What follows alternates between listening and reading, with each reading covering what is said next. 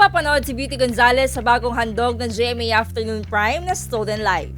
Gagampanan ni Beauty ang karakter ni Farah na may kakayahan sa astral projection. Alamin ang kanyang kwento tungkol sa bagong pagbibidahang serye dito sa Kapuso Insider.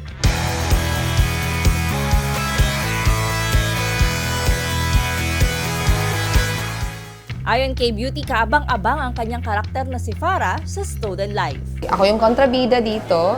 So, sobrang exciting kasi this is my first, hindi naman first talagang kontrabida, but first all-out kontrabida.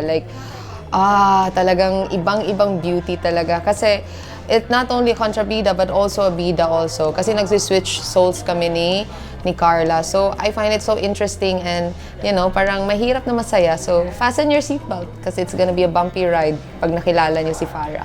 Ayon pa kay Beauty, humarap siya sa iba't ibang pagsubok dahil sa pagpapalit nila ni Carla ng karakter sa Stolen Life. Naku, ang dami kong pinagdaanan dito. Tumalon ako ng tulay, nakulong ako. Akala ko pag kontrabida ka, ikaw lang yung magpapahirap eh. Nag-switch pala kami, so lahat ng hirap ng pinagdaanan ni Lucy, kasi kailangan ko silang i-prove na ako si Lucy. So lahat ng pinagdaanan niya, napagdaanan ko dito. So talagang todo na to. Bukod sa kanyang karakter, ayon kay Beauty, magugustuhan din ng mga manonood ang Stolen Life sa GMA Afternoon Prime dahil sa kakaiba nitong istorya. Because I'm there. Yes, abangan nyo kasi nandyan ako at nandyan si Gabby Concepcion and Carla Villana. And this is such an exciting thing for Carla also because I'm a fan of Carla and to see her in a different light na masamang Carla naman ang lalabas ngayon. So, I'm very excited for him. And of course, Gabby is always guapo, so you better watch it. Subaybayan si Beauty kasama sina Carla Abellana at Gabby Concepcion sa bagong GMA Afternoon Prime series na Stolen Life.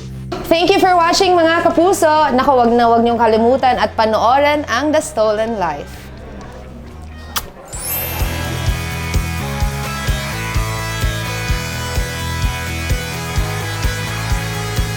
For more exclusive content about your favorite Kapuso stars and shows, visit gmanetwork.com.